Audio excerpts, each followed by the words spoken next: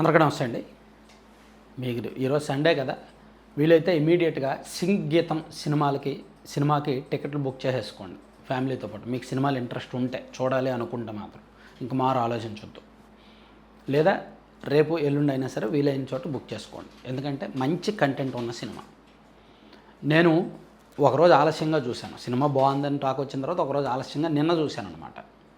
నిజంగా చాలా రోజుల తర్వాత మంచి అనుభూతి కలిగించింది. యాక్చువల్లీ ఆ సినిమా డైరెక్టర్ సింగీతం శ్రీనివాసరావు గారు. ఆయన 1980s 90sలో అద్భుతమైన సినిమాలు తీశారు. ఆయన 94 ఏళ్ళ వయసులో మళ్ళీ సినిమాలు తీస్తున్నారు, దర్శకత్వం వహిస్తున్నారు అంటే నేను అనుకున్నా, ఎందుకు ఈయనకి ఈ వయసులో ఆ ప్రయాస, ఎందుకు కష్టం, ఈ జనరేషన్కి తగ్గట్టు ఆయన సినిమా తీయగలరా అని అనుకున్నా. కానీ అద్భుతమైన కంటెంట్ ఇచ్చారు, అద్భుతమైన స్టోరీ ప్రజెంటేషన్, అద్భుతమైన స్క్రీన్ ప్లే. మొత్తానికి చాలా బాగుంది సినిమా అయితే. సో స్టోరీ నేను పూర్తిగా చెప్పను, చాలా సింపుల్. ఒక మారుమూల విలేజ్ ఉంటుంది. ఆ విలేజ్లో గోల్డ్ మైనింగ్ ఉంటుంది అనమాట. ఆ విలేజ్ భూముల్లో బంగారు నిక్షేపాలు, నిధులు ఉంటాయి. సో అక్కడ హీరో క్యారెక్టర్ జైలు నుంచి బయటకు వస్తారు. ఆ హీరో ఫాదర్ ఏమో అతనికి వారసత్వంగా ఒక 100 ఎకరాలు 99 ఎకరాలు భూమి ఇస్తాడు. ఆ భూమి ఏదైతే విలేజ్లో గోల్డ్ మైనింగ్ ఉందో ఆ ఊరికి చెందింది. సో ఆ భూమి కోసం అతను ఆ ఊరు వెళ్తాడు. వెళ్ళినప్పటికీ అక్కడ విచిత్రమైన పరిస్థితులు ఉంటాయన్నమాట.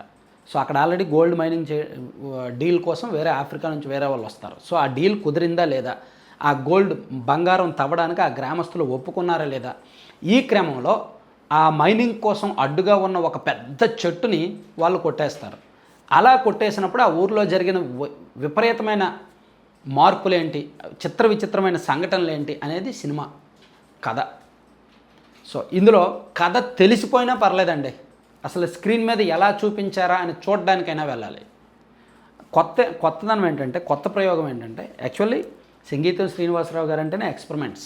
ఆయన కథలోనే ఎక్స్పెరిమెంట్స్ చేస్తారు. ఆదిత్య 369 కానీ, భైరవ ద్వీపం కానీ, పుష్పక విమానం కానీ, విచిత్ర సోదరులు కానీ, ఆయన సినిమాల్లో ప్రతిదీ ఎక్కడో దగ్గర పాయింట్ ఉంటుంది, ఎక్స్పెరిమెంట్ ఉంటుంది. ఈ సినిమాలో కూడా అంతే. ఒకానొక దశలో దాదాపుగా సినిమాలో 75 to 80% ఆఫ్ పార్ట్ సినిమాలో మోర్ దాన్ 2 hours పాత్రలు మాట్లాడుకోరు, పాటలే పాడతారు. వాళ్ళకి అదొక శాపం తగులుతుంది అనమాట.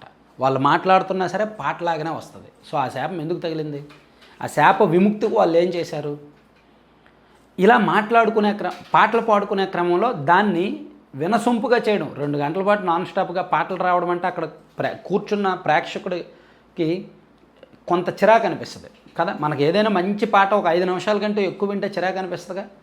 అటువంటిది 2 గంటల పాటు అటువంటి పాటలు వస్తున్న ప్రేక్షకుడు ఆస్వాదించాడు, నవ్వాడు, ఏడ్చాడు, ఎమోషన్గా ఫీల్ అయ్యాడు, అంతగా కనెక్ట్ అయ్యాడు స్టోరీకి.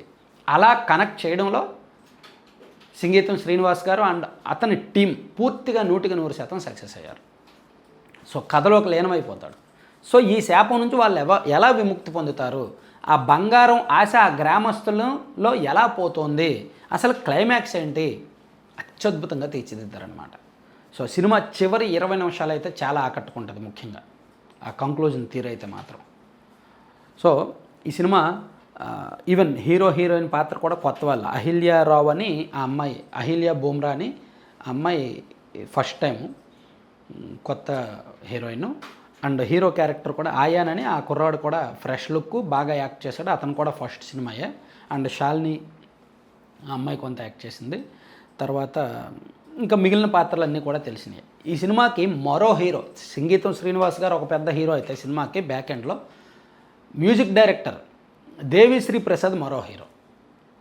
మామూలుగా ఒక 5-6 పాటలు ఉంటాయి, మ్యూజిక్ ఇవ్వు, లేదంటే బ్యాక్గ్రౌండ్ మ్యూజిక్ ఇవ్వు, బీజిఎం ఇవ్వు అంటే ఓకే. కానీ అక్కడ ఆ క్యారెక్టర్ల మాటలే పాటల్లో వస్తాయి. సో ప్రతి పాటని ఆయన వినసొంపుగా కంపోజ్ చేయాలి, ప్రతి డైలాగ్ని ఆయన వినసొంపుగా మ్యూజిక్లో కంపోజ్ చేయాలి. దాన్ని డిఎస్పి గారు సవాల్ స్వీకరించారు, 100% సక్సెస్ అయ్యారు.